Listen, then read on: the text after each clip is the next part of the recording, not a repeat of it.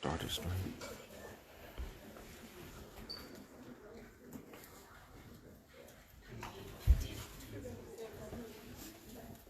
Thank you all for being here on this morning. As I said, my name is Adrian Everett, the director of the Multicultural Center. I have the pleasure of welcoming you all to today's award ceremony. This award was created in 2019 to highlight A-State alumni and individuals in Arkansas, particularly the Northeast Arkansas section, who have enriched the communities, excelled in their fields, and inspired younger generations. Today, we are excited to recognize those doing amazing things to uplift the Black community. We have 3 outstanding individuals and a special posthumous recognition as well. But first, we would like to have greetings from our Chancellor, Dr. Todd Shields, followed by United Voices, who will sing Lift Every Voice and Sing. Dr. Shields.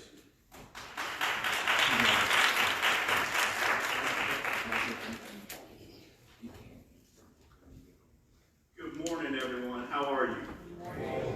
Well, it's a big celebration. I have to tell you that when I got the bios of these individuals, I was inspired. Not even half as much as when I got to meet them.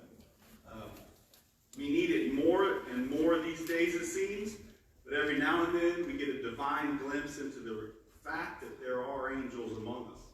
And we have angels among us here today. In fact, would you give these folks a round of applause? They have literally touched thousands of people's lives. And I just inspired. I've been floating on air since then, and if I've had a bad time, I think back to them and go, what would they be doing? Making big, positive changes. I am so excited. I couldn't think of good people that deserve this award more. If you would, join me in the United Voices Choir coming on up here. Round of applause.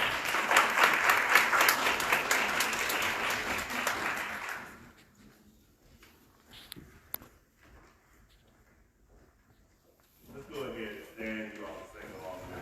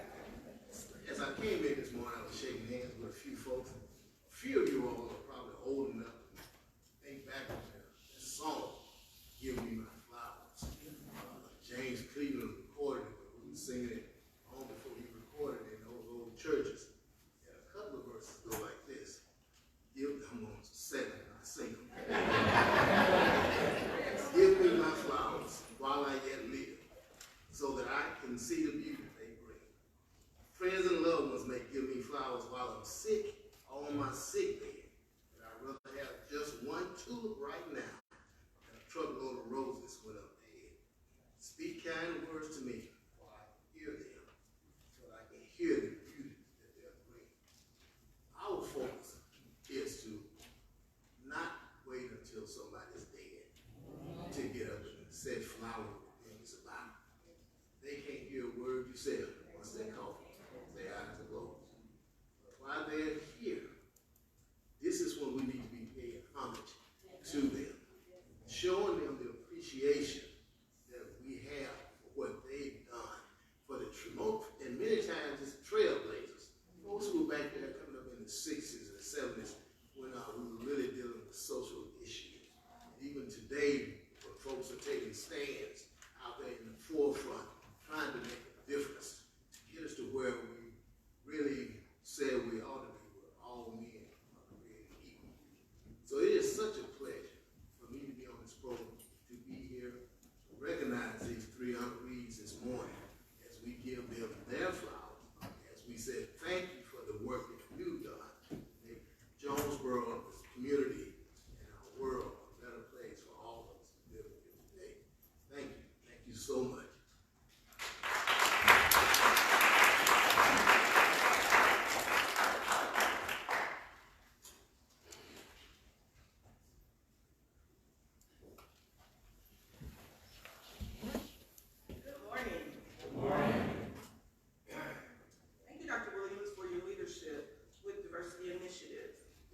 We're now in the 5th year of this award, and for the first time, we received nominations for individuals who are no longer living. While the title of the award speaks for itself, our committee decided to recognize the impact those individuals had on our community this year, and we will add an inclusive award category to this celebration beginning next year. Ms. Qubilah Jones-Hardin. Ms. Qubilah Jones-Hardin was born February 28, 1977 in Corpus Christi, Texas, and raised in Marion, Arkansas. Qubilah moved to Jonesboro right out of high school, and Jonesboro became her home. Qubilah had one son, Jeffrey, whom she cherished, and 8 brothers and sisters.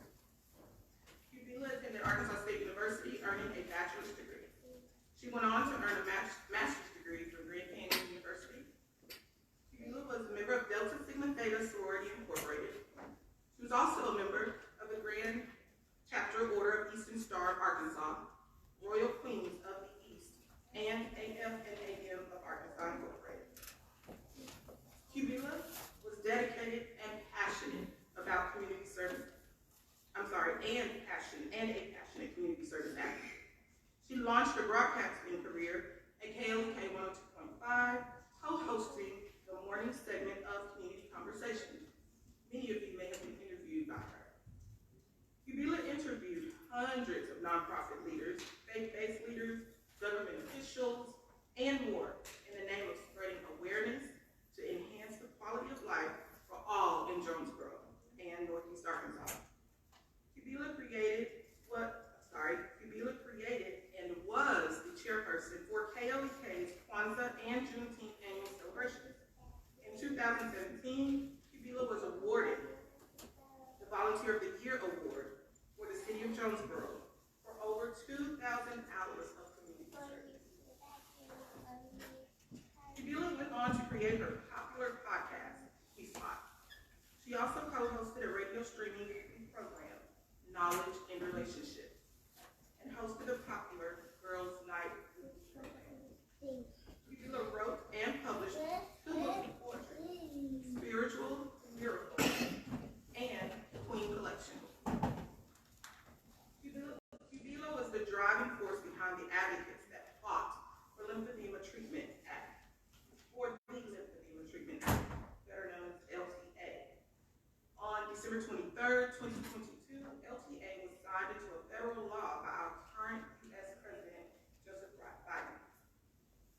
Qubilah departed this earth on December 31st, 2022, leaving behind a legacy of love, commitment, and joy, forever reminding us to be intentional, which was her tagline.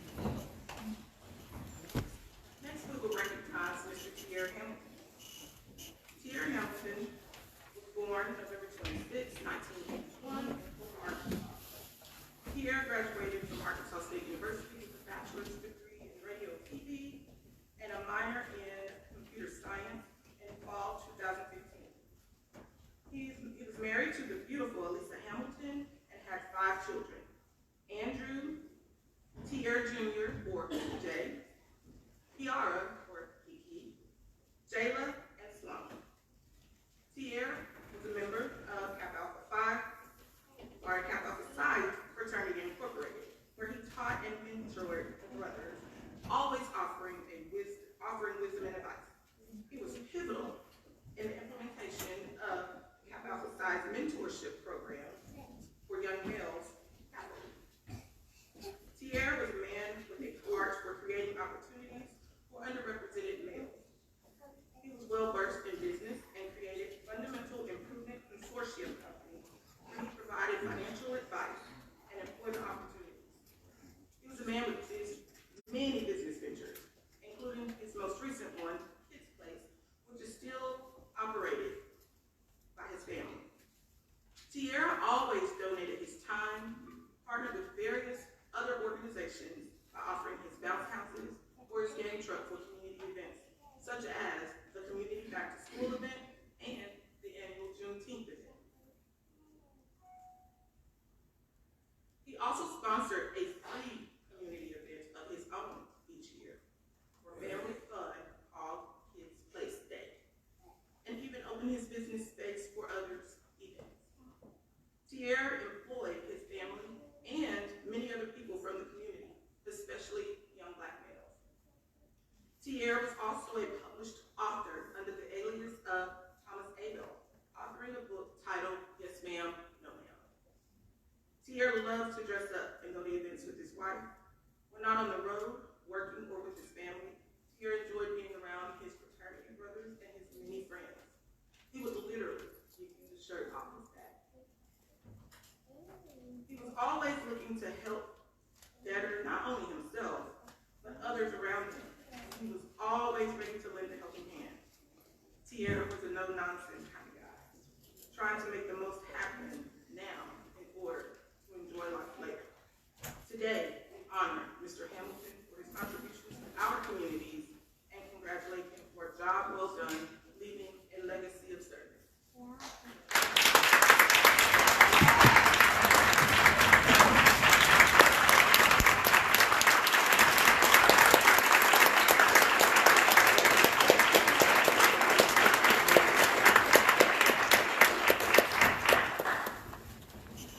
Now we will have a special dance performance from the A-State Scarlet Divas, followed by remarks from our very own A-State Board of Trustees Secretary, Bishop Robert Law.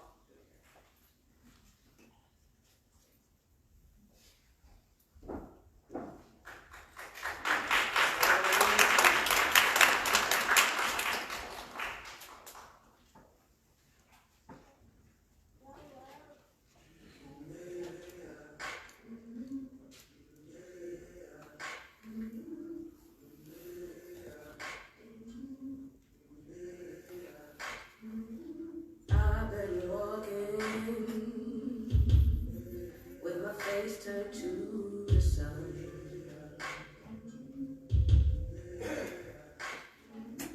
Weight on my shoulders, a bullet in my gun. Oh, I got eyes in the back of my head,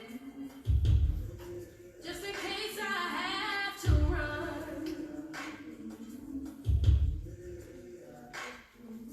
I do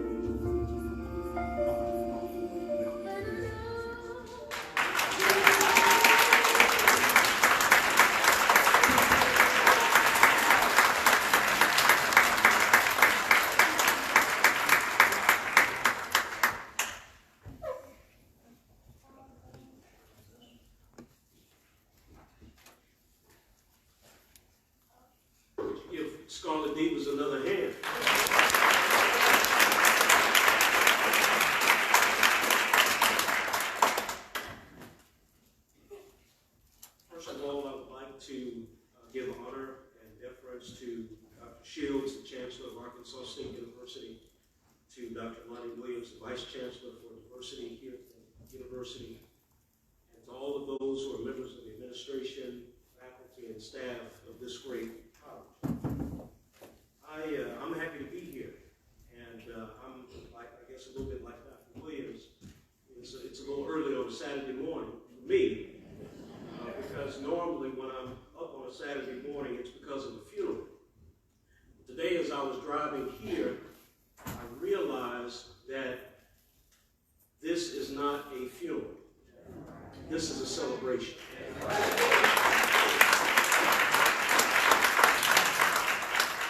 I think it's very important that we as African Americans celebrate each other. That's extremely important. So on today, I'm just excited to be here. A couple of years ago, I was given an opportunity to serve as a member of the ASU System Board of Trustees. And that meant a great deal to me because my family is from northeast Arkansas, a little town called Harrisburg, not that far from here. And I spent a lot of time in the schools there, spent a lot of time climbing trees and running around in people's backyards because that's home. But one of the things that I learned while I was growing up, and my parents taught me, and that is, never forget where you come from. And don't forget who got you there. And as I serve on the ASU System Board of Trustees, I promise you, I will never forget where I come from. And I will never forget how I got there. Someone mentioned, if it had not been for the Lord who was on our side, we would not be where we are today. And so today I come to celebrate youth. I come to celebrate Arkansas State University. I come to celebrate its history, but I come to celebrate its diverse history. I know that this student union is named after one of the chancellors of this great college. But as I was driving to campus, and I know it's always been here, but I was driving to campus, I was happy to see the Frederick Turner building. I was also happy to see the College Circle, where other names familiar like Richmond and Strickland and Gaines and others who were there. And as Dr. Williams said, they paved the way. We would not be here today, and I dare say that I would not be on the ASU System Board of Trustees if it were not for people like that. So, brothers and sisters, please understand, I'm Robert Rudolph. I'm here to serve you. I'm happy to be here on today. If I can ever help in any way, please feel free to give me a call, and I mean that.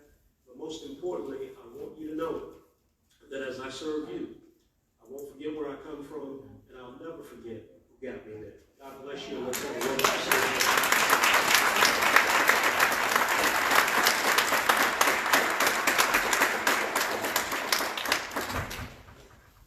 Are you enjoying the program so far? Yeah. Thank you, Bishop Rudolph, for those wonderful remarks. And those Scarlet Divas. Yeah. My goodness. That was really good. Thank you. My name is Jill Carey. I am a member of the Living Legends Committee and Curator of Education at Arkansas State University Museum. And it is my pleasure to announce that it is now time to recognize our outstanding honorees.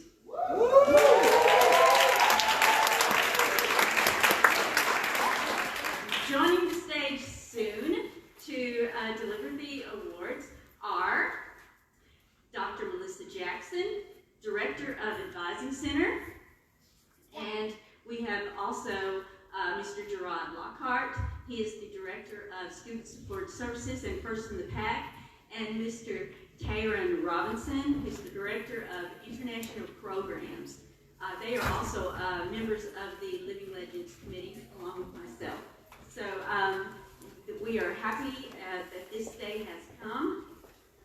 And but before we get started, we would like to show y'all a video of our 2023 Living Legends honorees. Thank you.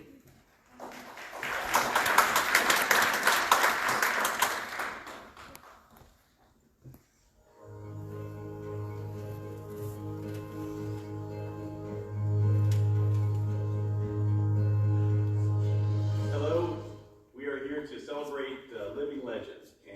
pleasure to introduce to you the Director of Community Engagement and Outreach, Sharon Lee. Good morning. How are you today? I'm fine. Thank you so much for being here. I really appreciate it. To introduce you and to have this conversation with you.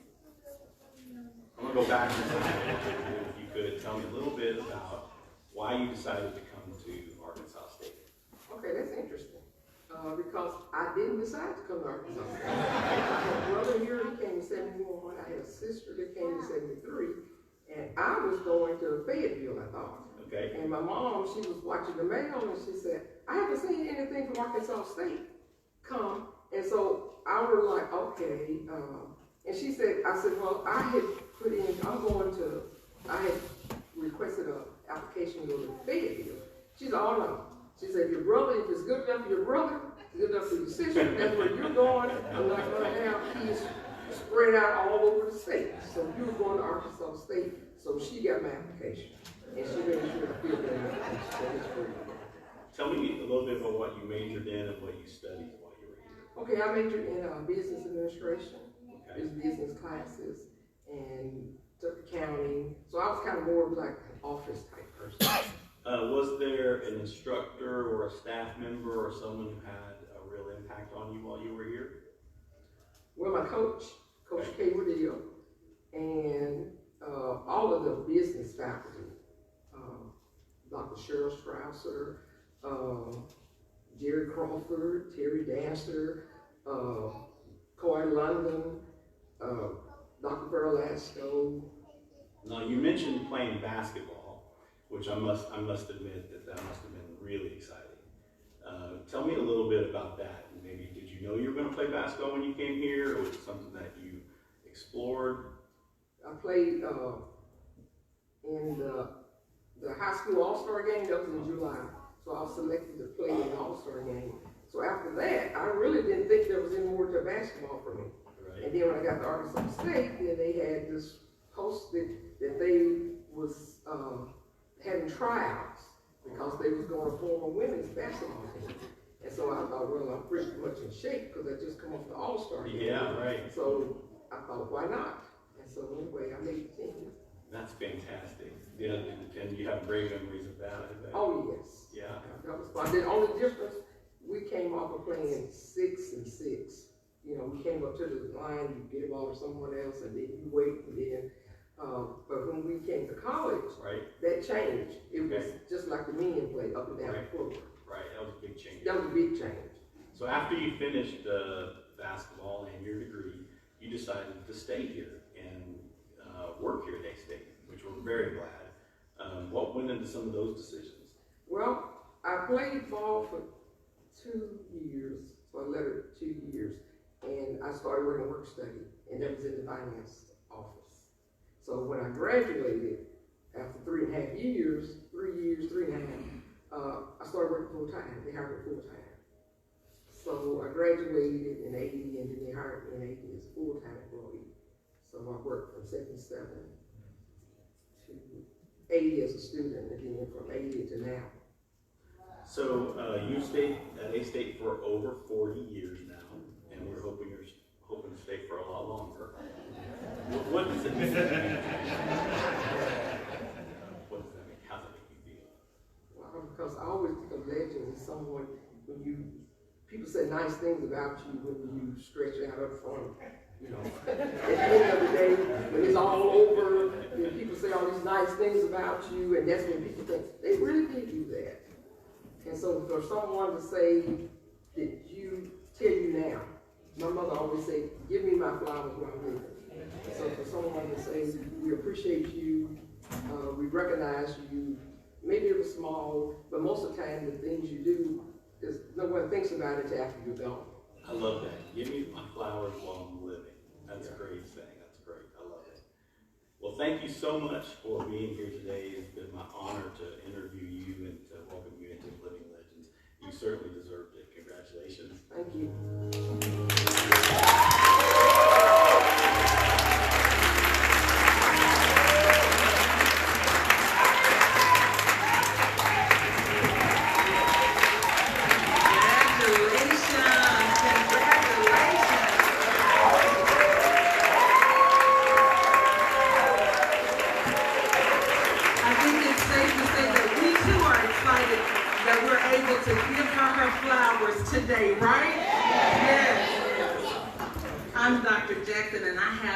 pleasure of presenting our first Living Legends Award for this year.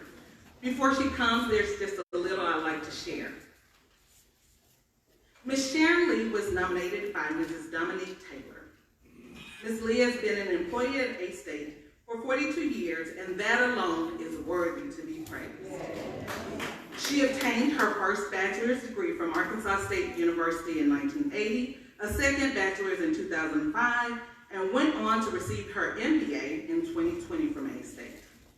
A former student athlete, she played on the university's first women's basketball team. Her biggest accomplishments, however, include working in public service and serving in her church. She is a member of First Baptist on Kitchen Street. She is a member of the A-State Letterman's Club, past president and member of the Strong Turner Alumni Chapter, advisor for the United Voices Gospel Choir, an A-State mentor and coach, board member of the Alumni Association, past vice president and staff senator of the Staff Senate Association, a 1924 sustaining life member of the A-State Alumni Association, and an A-State Foundation member. That's a lot, right?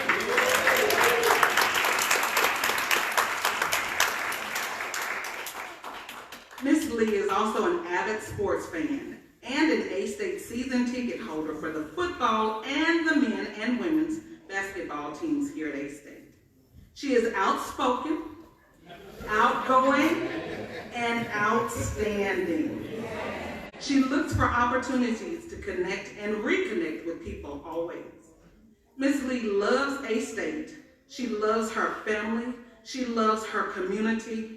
And she's often looking for engagements and opportunities to make herself available to help. She is a living legend. In addition to sports and working in her church, she enjoys mentoring and traveling long distances by car to sightsee. Please join me in congratulating our first Living Legends for 2023 to be presented her award, Ms. Sharon Lee. If you would please come forward.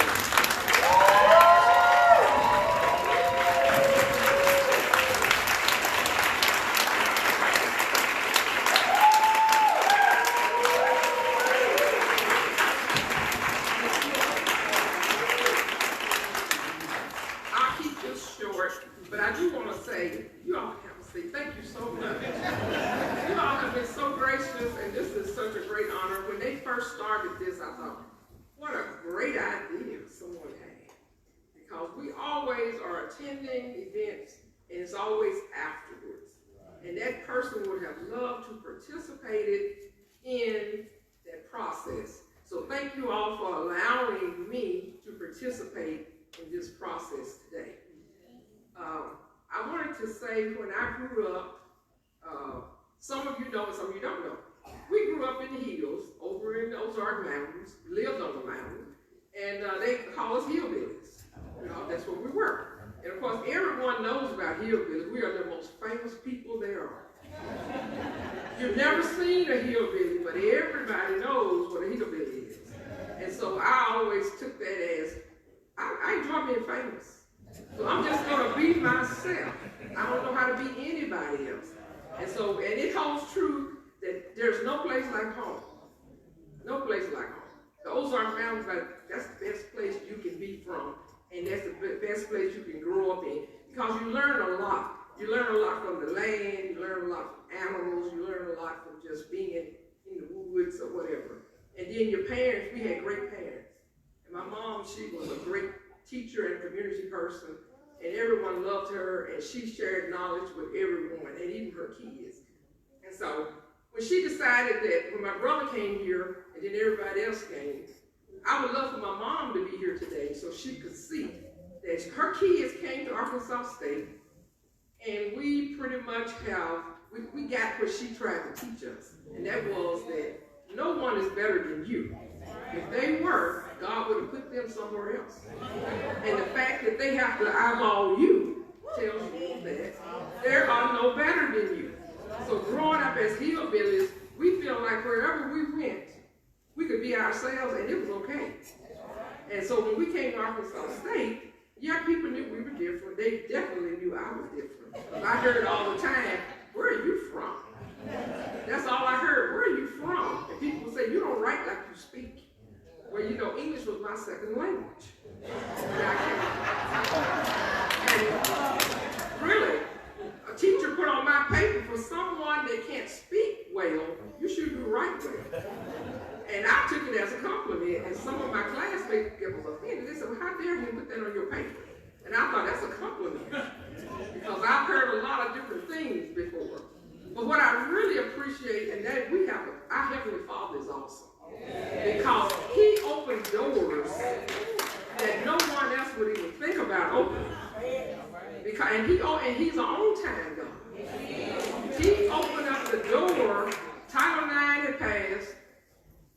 Things were going to change, and He opened up the door at Arkansas State University in 1974 for me to just walk in and get in on the front end of something. It's nothing that I did. Now, I was prepared. I had played ball all my life, so I had what it took.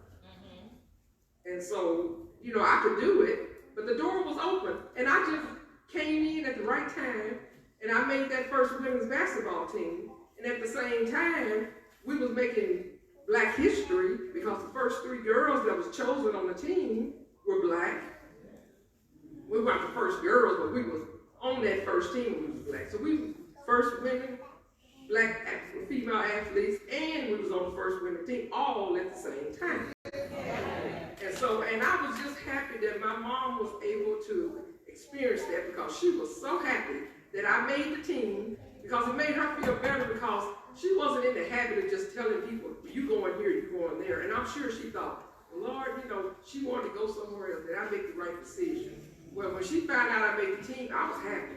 And she was happy now, because, okay, that's great. She made the team, and they would go to my games if they was close by. We played the Sugar Bears, UCA, or anywhere around where they could go. And they would make those games. And so anyway, I am just glad that my family did get, my mom and dad, they did get to see 4 of their children. There's 5 of us, one went to the military, and he passed away back in September. But my sister, who I lived with, had surgery on Wednesday in Little Rock, and we got back yesterday evening. And so she couldn't be here, but she would be here. Those of you know, Pam and I did everything together. And she could not be here today. And I'm sure she's feeling kind of bad about that. But I told her, I said, don't worry about that. Don't worry about that. I said, everybody else is going to be there. And I was really, there's a lot of people that I could thank. And I know my time is up. I'm watching, because, you know, people say, when I stand up, you sit down. So I'm looking at the people, and everybody's standing up. But I do want to say this here. I've been the advisor to the United Voices for a long time. And off and on, I started back in 2018 as advisor, but I was advisor back during the West Side. And so one of those people, one of those members are here. And I saw him. And so anyway, you stand up. You know who you are.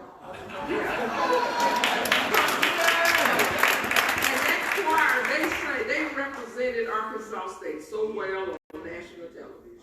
And I was so proud of them.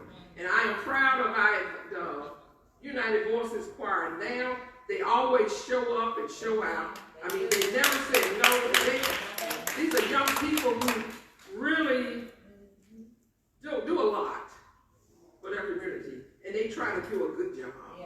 And so that's what I always stress to the students that came to my office. Because we had a lot of students. I saw a lot of students in treasurer's office for 38 years. And I would tell them my stories. And none of them, you know, if you feeling down and out, if you came to my office, you was going to be feeling really good with yourself. If you was an athlete, I let them know you got the worst job there is. They would say, well, you know, I'm on a free ride. No, there are no free rides, and your ride is not free. Because when you are hurt, they expect for you to get out there and play, and that person watching TV is sitting at home with a little headache, and you wrapped up, tied up, and all put together, and they want you to go out there and really play some ball. I said, and you don't get anything to the end of the end. When you leave this university, and you leave your 64 hours, 70 hours, nobody can do anything with that. You leave at the end of 4 years with nothing. So you need to make sure when you leave, you take something with you. And so that was one of the things that I stressed to athletes, and then the other students, I let them know, you can come from anywhere. I did. And the doors are open, and it's up to you to walk in and get whatever it is. And you can do that at Arkansas State. So it wasn't about money all the time. Yeah, you had a financial problem. Sometimes Lord sent people to me just so I could just let them know, and they was always shocked. You play ball here. You come from there. They couldn't believe black folks still lived over in those evenings. They were like, you gotta be kidding me. I said, no. I said, we used to pick strawberries up in Harrison and Marshall, and that was our run. That's where we did our stuff. And they were like, oh my, you know. And so I told them, I said, you know, God puts people places so that you can help someone else. And sometimes that's just being there. I was always nice to everyone, and I am so glad that I was nice to people that came through Arkansas State and that I helped them, because in Little Rock, yesterday at that hospital, there was all my sister nurses came from Arkansas State. Her physical therapist that was walking her so she could leave Arkansas State.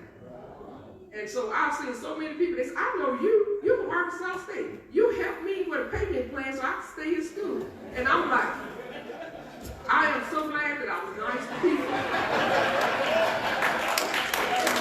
When you go to your hospital or wherever you are, you don't want it to be somebody and you were rude to them. But anyway, I can say a whole lot, but my family is here. My sister's here, Navy Scales. She works in the Jonesboro Public School System. My niece is here, Brianna Frazier, and she works in Marion. She worked in the Jonesboro School System. And then my brother, who started it all, the reason why I had to come here, is here, and he was on the charter line of the Alpha fraternity, and he graduated and worked for 41 years at Entergy, management.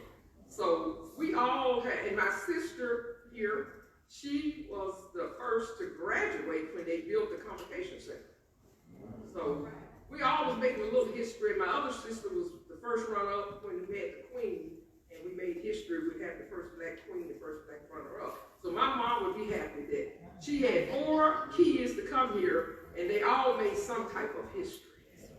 And so, and we all graduated. And we have all worked at our jobs for too long. My sister worked at Rice and Foods for over 41 years. My brother worked for Entergy over 40-some years, and I've been here 40-some years. We don't know when to leave. But I just want to say thank you. I love to hear people laugh. That's what it's all about. You can't laugh now, when are you going to laugh? So thank you all so much.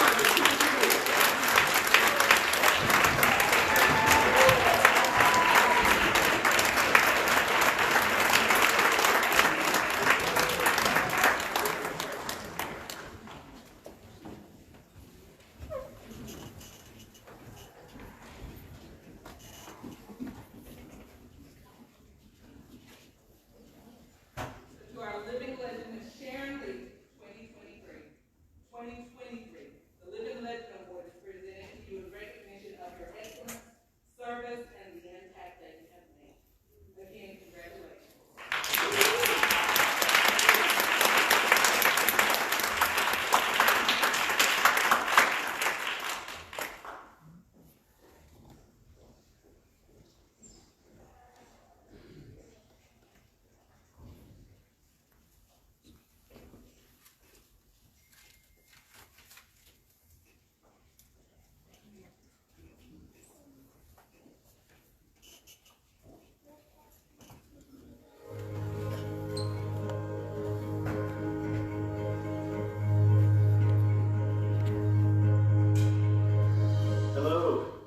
Living Legends.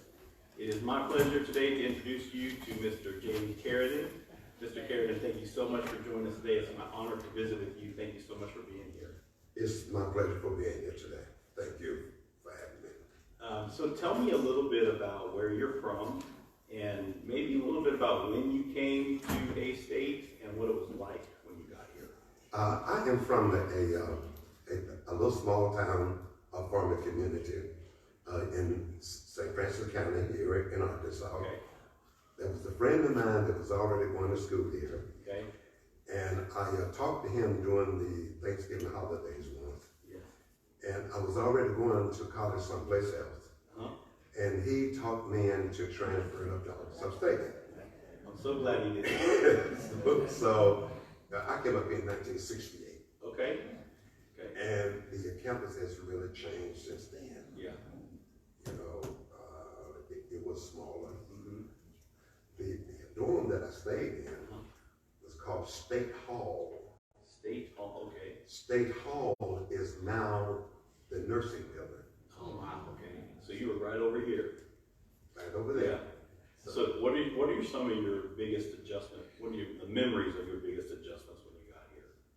Was trying to get to know people. Mm-hmm. You know, because we had different races of people here.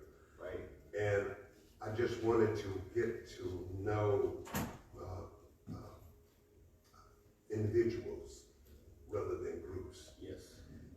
And over the years, that happened. Yeah. You know, Good. we became friends, and we hung out and worked together. And in doing that was one of the best things that could have happened to me in my life, was to come up to Arkansas State, where the different races could blend together. And some of the best people that I know, some of my best friends, are people that I met when I came up here. Now, what did you major in while you were here? Okay, well, I was a business major. Okay. But back then, you had to have a minor also. Okay. So I had a sociology minor. Interesting. So I've read a lot about your interest and your success in volunteering work, and particularly your work with mentoring young men. Would you talk a little bit about like what you do with mentoring men and what brought you to that, and maybe why it's so important to you? Okay, well, during that time, just like I said, when I came to Arkansas State, we first didn't have any mentors. Right. So we kind of had to feel our way and learn as we go. And I think that because of that, I was thinking about the young men and women coming up behind me. We got together and we formed the Black Student Association. Okay. To help other minorities that was coming up. That's great. Thank you to for doing feel that. like that they were part of a grouping, just not out there wandering Right. in the wilderness, you might Yeah, say. right. Now, are you still continuing to mentor young men, and is that still a passion of yours? Yes. I'm doing it throughout the church now. Okay. I'm a member of the new St. John Baptist Church Okay. on Main Street. Yes. And we have a men's program there called the Men of Standards. We have the young men to come in to see what we do. And we try to be more of a father figure to them. Mm-hmm. So tell me a little bit about what it means to you to be inducted into this very honorable society. What does it mean to be a living legend to you, and how does that make you feel? Well, I am thankful and I am honored for people to see me that way. Yes. And so I was honored, I was humble, but I was thinking, well, I am not the type of person who like to be out front, like to be honored. I am the behind the scenes type of a guy. I'm here to tell you that you did make things better for a lot of people. You're continuing to make things better for a lot of people. You absolutely deserve this honor. And Mr. Caradine, it has been my absolute pleasure to visit with you today, to hear this wonderful story, and to say congratulations for being a living legend. Thank you very much.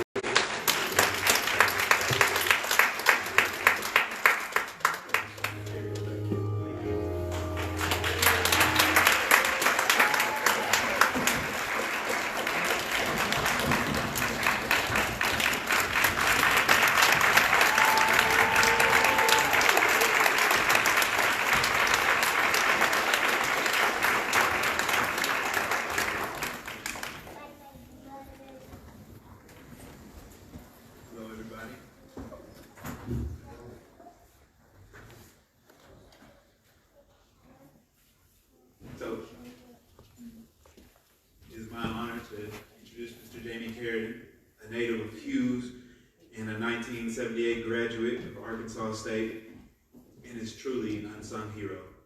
As one of the first black students to attend A-State after Strong and Turner, Caradine was active in the mission to discontinue the playing of the singing of Dixie and other efforts to improve race relationships at A-State.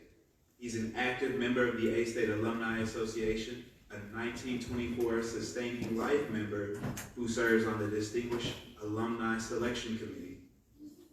Hired as the second black employee to work in the engineering office at Hydro, Caradine retired after 30 years from the sales department. Still very active on campus and in the community, he is a graduate of the Jonesboro Police Citizens Academy and a voice for today's youth. He serves faithfully in the church and enjoys driving his red Corvette and attending car shows. Hold on, man. So it's my honor to present Mr. Jamie Caradine up here.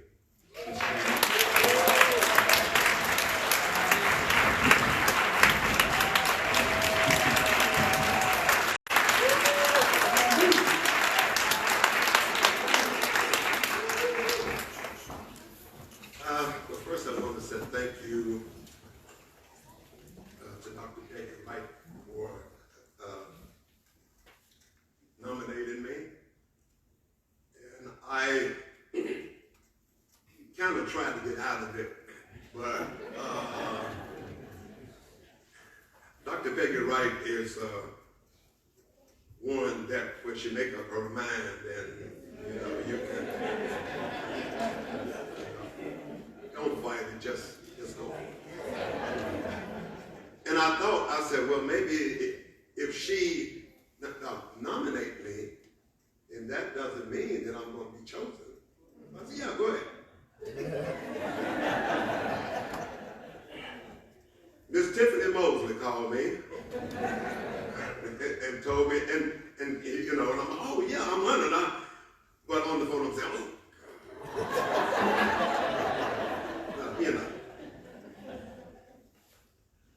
And I told them, I said, well, I've had some sleepless nights,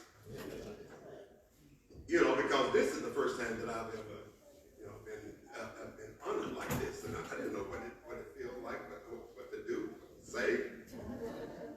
So I'll start by saying that I come from a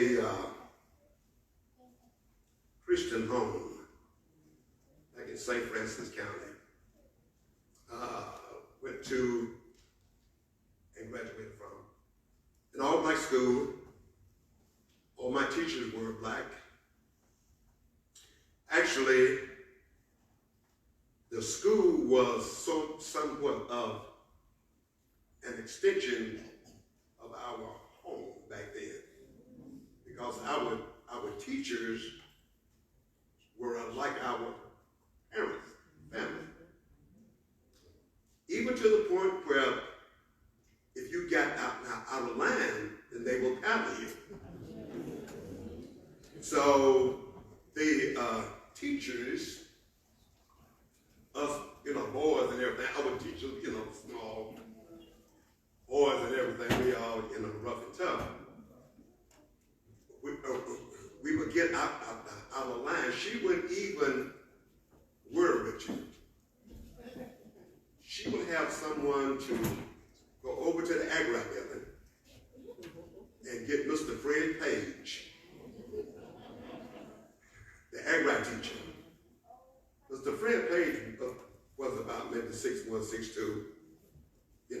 start, and he had a paddle about that long. And when he started, you know, toward the class, people got tired, you know, quiet. And he would walk in and the teacher would point him out. Mr. Page would have the boy to bend over. And he would give him 2 licks. That's all it took. You know, and he said, now boy, sit down and you be quiet. But he did. And he walked back to his classroom. So that's the kind of school that I came from, where our teachers, you might say that our black school was across the track.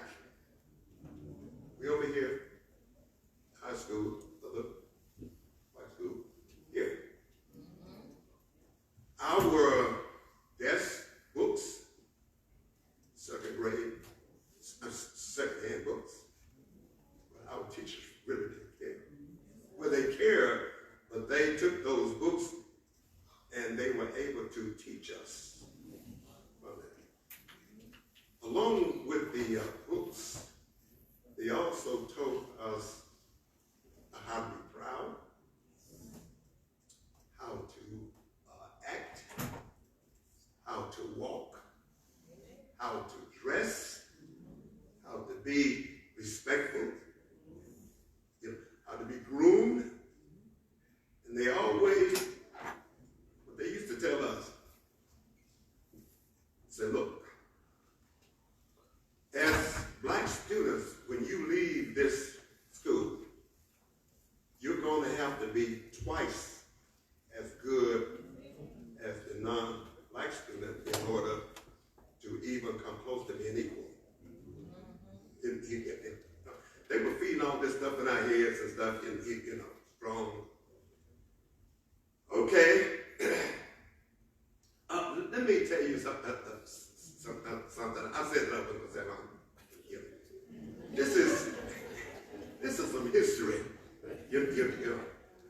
Our school, Mary Jackson, when it was first built, you could only go to the 8th grade. Once you if you wanted to go past the 8th grade, then you had to leave Hughes. You know, you had to leave. So the teachers down there, you know, they thought that, you know, this is wrong. We shouldn't, you know, they should do something to help to make our school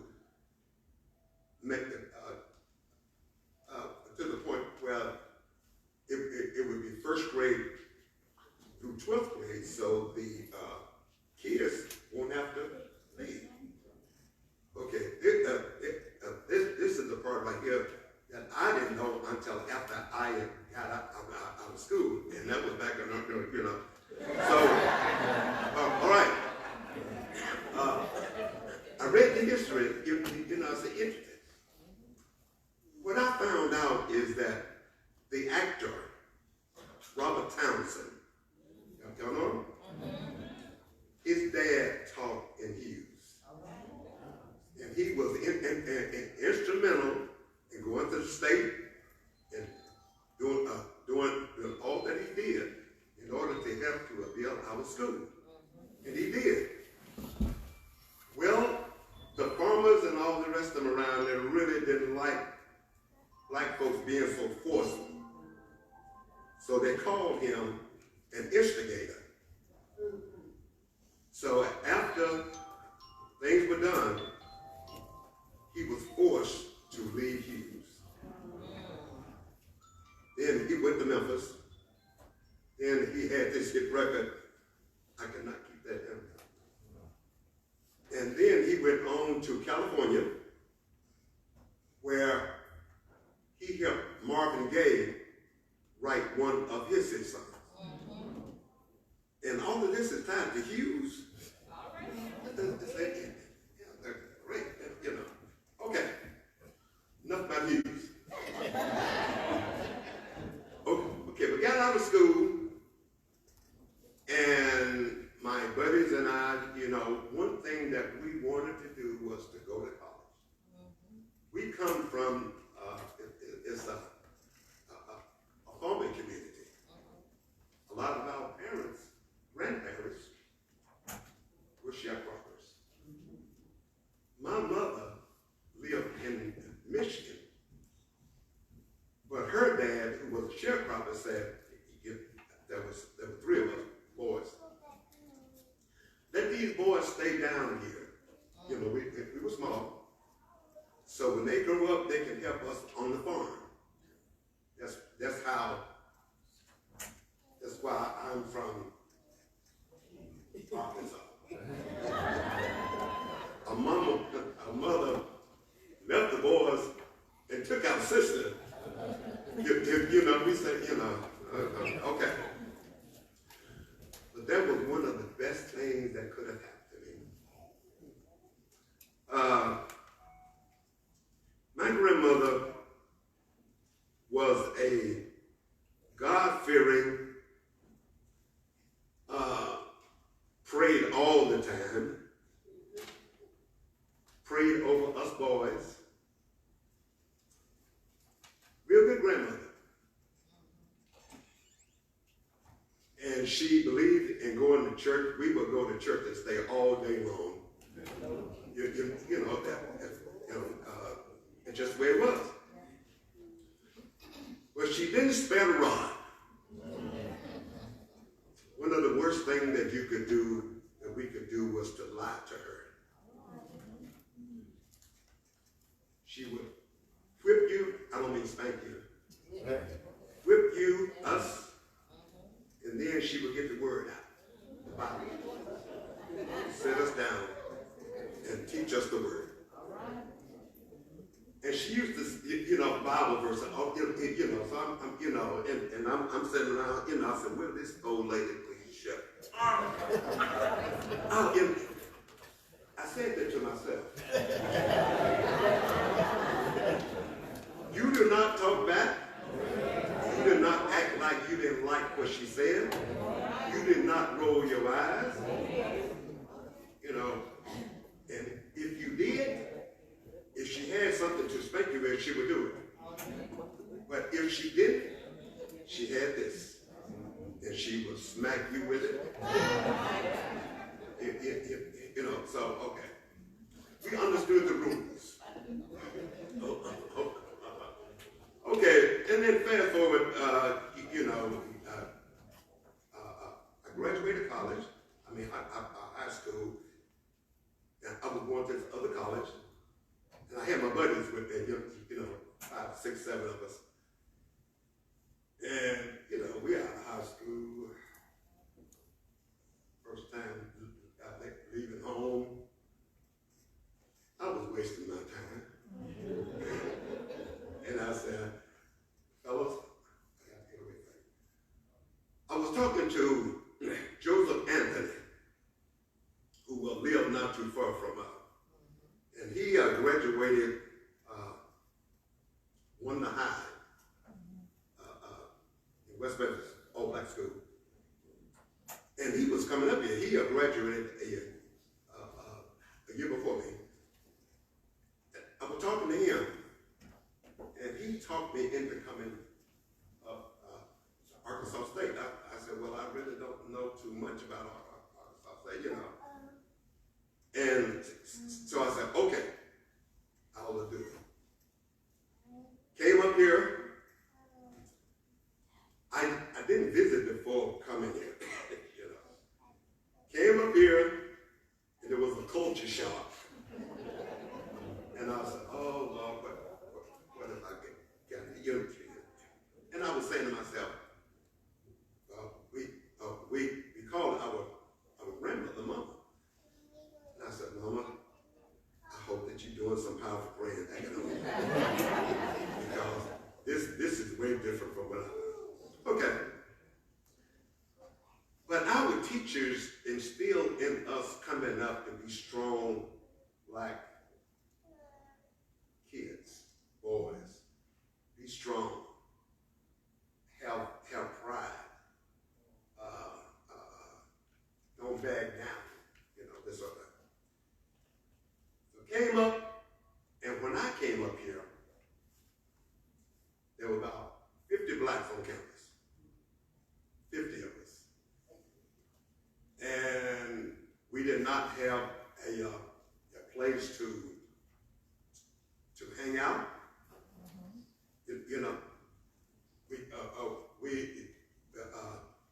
only had the ring center and the lobby of the dorms. And, you know, so time went on and everything. We got to thinking, well, we need our own place. So we talked to the university and letting us use the basement of State Hall, which is now the nursing building. That's where I am staying, in State Hall. And we called it the ghetto. Because it did not have central heat and air. There were 3 floors and no elevator. The only heat that we had came from a steam heater. You know, carpet on the floor, you know, carpet, well, concrete. But there were a lot of people, both black and white, living there. In the basement was, back in the day, the university used to use the bottom of State Hall as some kind of recreation thing, something. And they called it the teepee. We talked to the university and said, let us use that. And they said, fine. We went downstairs. It was a storage place, dust. Oh, it was horrible. So we got all of the storage things out of there, mopped the floor, right down the walls, you know. And that was the black students' hangout. Later on, and we put music down there, because really what we wanted was a place to jam. So somebody, I don't know who now, was able to get this jukebox. You know, and it was back in the day, you play a record for a dime and 3 songs for a quarter. Okay, it's 45 record. 45, yeah. And so that's what we used. Because, see, back then, Motown was real big. All this songs, you know. And then we had James Brown. And it looked like James Brown was coming out with a hit every 2 weeks. And we felt as kids it was our obligation to dance to this black music. And that's what we did. Okay. Got that, hang out. We wanted more. We were not being represented. The black students weren't being represented on campus. So the few of us and everything, we got together and we wanted to form the BSA, Black Students Association. So we talked to the university, and I think we first talked with the Dean of Students. Back then, his name was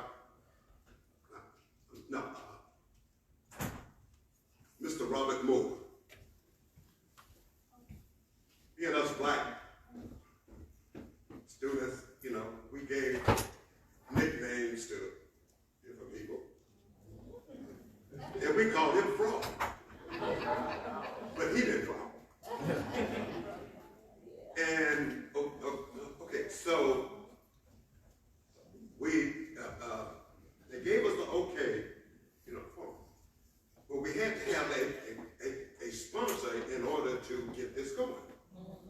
were no black professors on campus.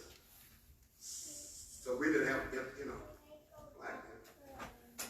So some of the guys knew Dr. Tierre. And I forget what Italian or something. And he was more than happy to be our sponsor.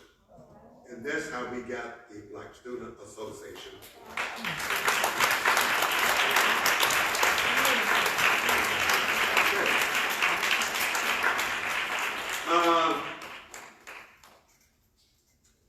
That wasn't enough. As more black students started coming up to Arkansas State, we wanted to have a little more power. So we had two goals. One was to get the university to stop playing big city. That was, and to hire black professors. And so we were able to get them to hire black professors. The first one was Dr. Kevin Smith. After Dr. Kevin Smith did so well until the next two were Dr. Herman Strickland and Dr. Woodard.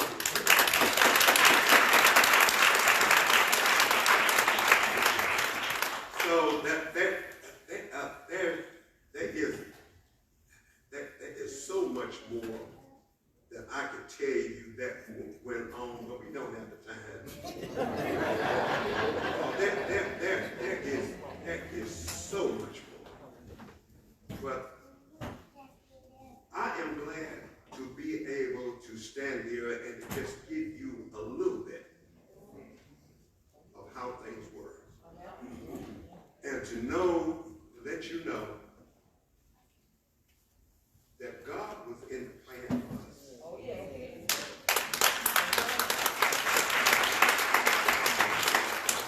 But we didn't know it.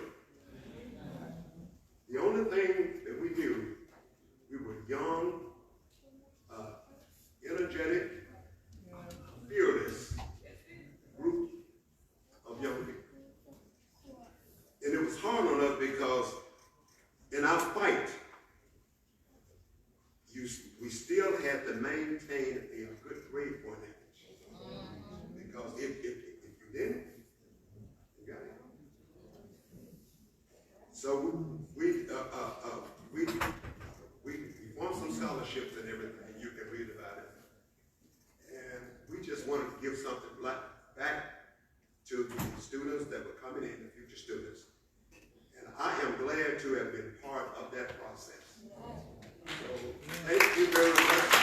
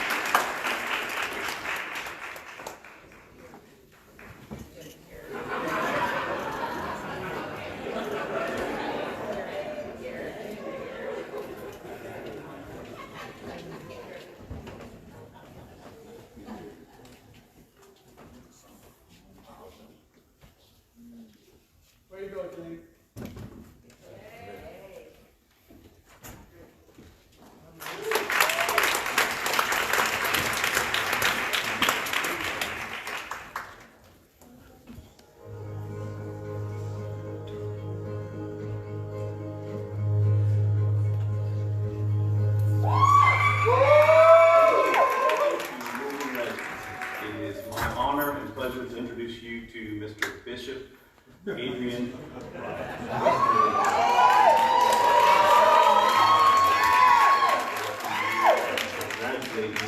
living legend. Thank you, sir. I was amazed by the email, and I'm honored to be here. Well, everything that I would read just was really impressive, And so it's an honor and pleasure to meet you. Thank you very much. Could you tell me a little bit about when you came to A-State and maybe some of the decisions that led you to come here? Sure. I came to Jonesboro in 1994, and my father, who pastored at that time in Memphis and in Covington, Tennessee, said that there needed to be a church in Jonesboro, Arkansas, a church like our church. Yeah. And the Lord spoke to me, and my wife and I, my then wife and I, came here and scouted the city and set some things up, and we opened the second Sunday in September of 1994.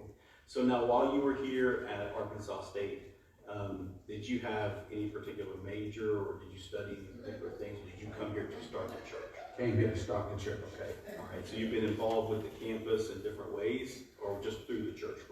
We started out with a big crusade that we held at the Forum called Freedom Crusade. And at that time, I met a young man that went to school here who was over the gospel choir here. Okay. And that's how I became involved. Our first guest at the Forum was the gospel choir from here at Arkansas State, and that's how we began to get involved with campus, and several other students started coming to the church, and it just grew from there and became a wonderful thing. So I bet you don't go very far or across Northeast Arkansas without running into somebody you've had an impact on or been part of the church. We've been very fortunate. And I'm always meeting people who either attended the church or they visited once or twice or whatever happened. And then, the West Side shooting happened here many years ago. Right. And I was blessed to speak for that. And we held it here at the convention center, and it was amazing. A 5-minute speech, 5 minutes. And when I finished, people stood and applauded. The families of the victims stood and applauded.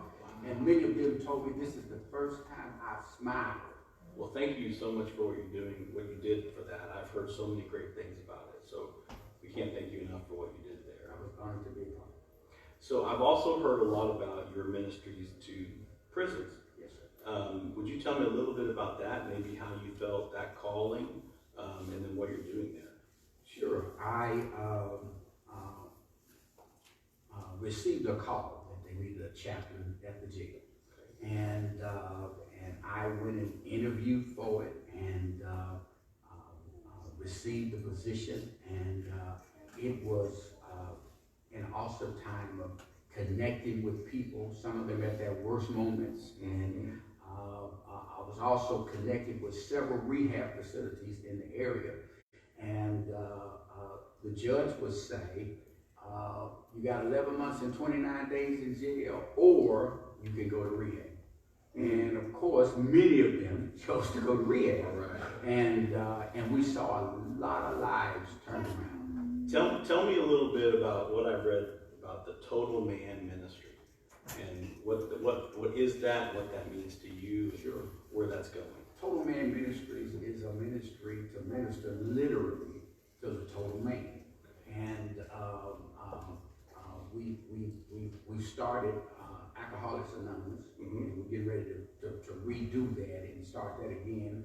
We have a feeding program that feeds hungry families, children, after school. Yeah. And because even in a city as nice as Jonesboro, there are many people who have food insecurity. It sounds like that you've had an impact on thousands of people's lives. It's been a blessing to be here in the city of Jonesboro. And I was born and raised in Memphis, and came here, and it's just absolutely been a blessing to be here in the city of Jonesboro. Good. Well, we're really glad that you're here. Tell me a little bit about, to you, when we say, welcome to the Living Legend community, tell me a little bit about maybe what that means to you. I've simply tried to do the work, and to be appreciated for the work that you've done is amazing. Well, we're very grateful that you are here. I think your story is incredibly inspiring. We do see the impact that you're having, and I'm very happy to welcome you to the Living Legends community. Bishop Rogers, it's been a pleasure, an honor to be here. Thank you. Visit with you today. Congratulations. Thank you.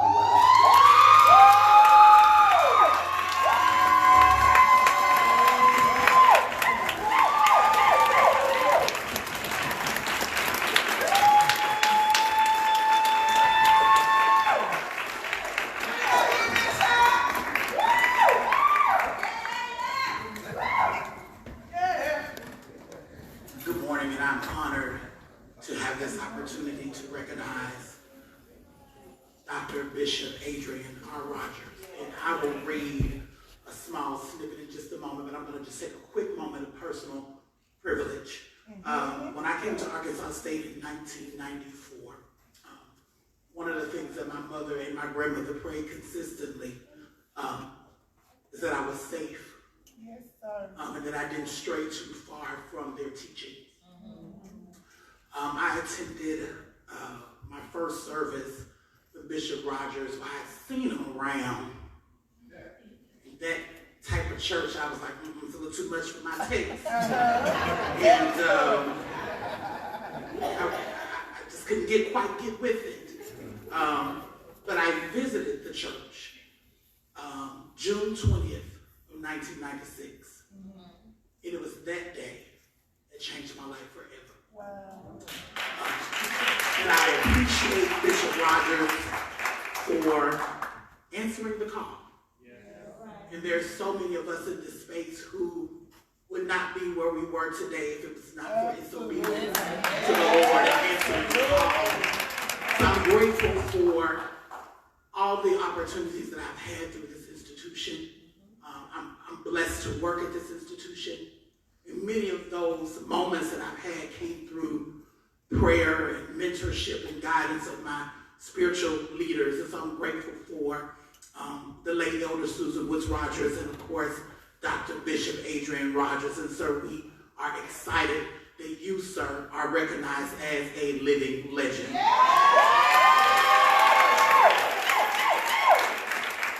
Bishop Rogers is the pastor of Fullness of Joy Ministries in Jonesboro and New Dimensions Ministries in Memphis, Tennessee, and is the presiding bishop of Impact Fellowship International, an example of godly love, boldness, steadfastness, and honor. Bishop Rogers has been a leader in Jonesboro for nearly 30 years. He is a member of the Pastoral Alliance, where he meets regularly to pray with the mayor and other community leaders. He also serves as the mayor on the Mayor's Advisory Council. A sought-after speaker for many different occasions, Bishop Rogers served as a keynote speaker for many memorial services resulting from the West Side School tragedy. Throughout the years, he has championed many causes, comforted those in grief, and effectively navigated his ministry through the pandemic without missing a beat. As the chaplain of the Craighead County Jail, Bishop Rogers is instrumental in the work to improve jail conditions and coordinates recovery and job assistance programs to help individuals post their release. He also directs Total Man Ministries, where he oversees and assists men and women in various health initiatives, as well as community fairs. Bishop Dr. Adrian R. Rogers is a servant leader.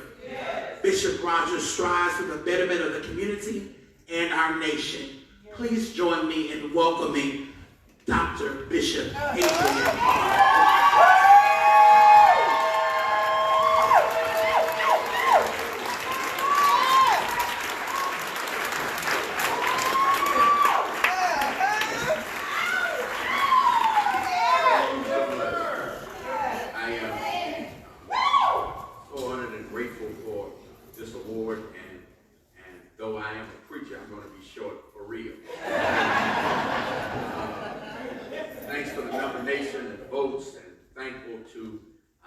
Arkansas State University for recognizing me. I'm also thankful that my wife is here. My children and my daughter-in-law, all three of them graduated from Arkansas State University, and I'm grateful that they are here. Also, grateful that my amazing mother, my mother is 75 years old, and she's here today. My brother and my sister-in-law, and I'm grateful that they're here, and of course, all of the members of Fullness of Joy. My nephew in the back, I'm grateful that he's here. When I came to Jonesboro with my late wife in 1994, under the leading of my father, and started Fullness of Joy, and we just wanted to do the will of God, and we felt like the will of God included ministering to as many students as possible from Arkansas State University. And many things have happened since 1994, and we've had many Arkansas State University students to attend our church, and many are still there, and some are board members, preachers, ushers, choir members, etc. And some now even work for Arkansas State University, and we're grateful for that as well. You heard from Mr. Gerard Lockhart and Ms. Sheila Hamilton, and Ian Buchanan works here, and we're grateful for that as well. In fact, I thank Ian Buchanan for the nomination, and very grateful for that. And I want you to know, we started out in a hotel here. We went from a hotel to a storefront, went from a storefront to a church location that we were in for over 20 years. And in 2017, the Lord blessed us to acquire a 72,000 square foot building. And so we have a lot of room now to minister to Arkansas State University students as well as many others. This year, we will celebrate 29 years here in Jonesboro. And we're very thankful for that. Thank all of you for the nomination, and thank you for the votes, and I'm honored to receive the Legacy Award. God bless you.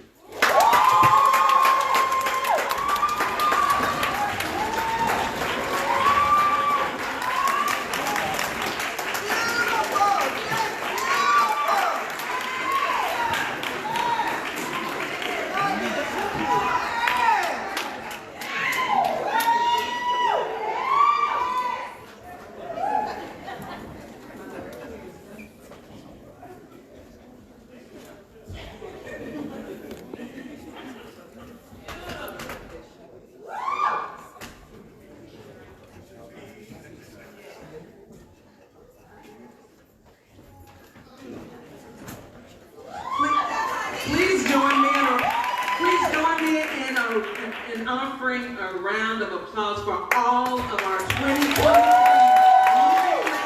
Award winners.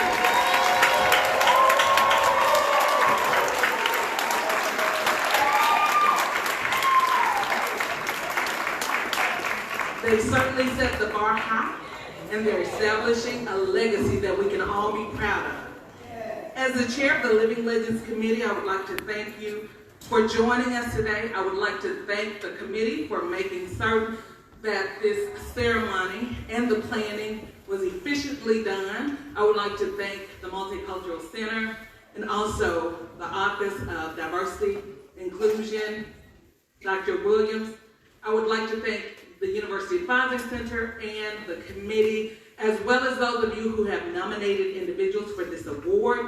We want to remind you that in 2024, we will include a more inclusive award, so make certain that you're thinking of those individuals who are deserving, submit their names to us. We want to, again, celebrate our living legends, but we also want to be mindful that there are legacies that are still living, right?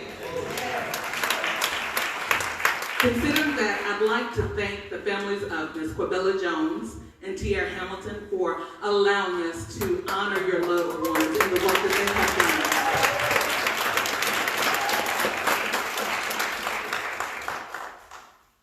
I also want to thank those of you who participated on the program, United Voices, the Scarlet Divas. Awesome job. Both of you, awesome job. Thanks to Dr. Shields, Bishop Rudolph, Dr. Williams, again, we appreciate your leadership. Thanks to all of you for joining us. We're going to ask that our award recipients return to the stage for a photo with Dr. Shields, Dr. Williams, and Bishop Rudolph. And we ask that you would all join us over to my left in the Mockingbird Room for a brunch. Again, we thank you for joining us today, and we look forward to celebrating our Living Legends 2023 for the rest of the year and 2024 to come. Thank you so much. This concludes our program.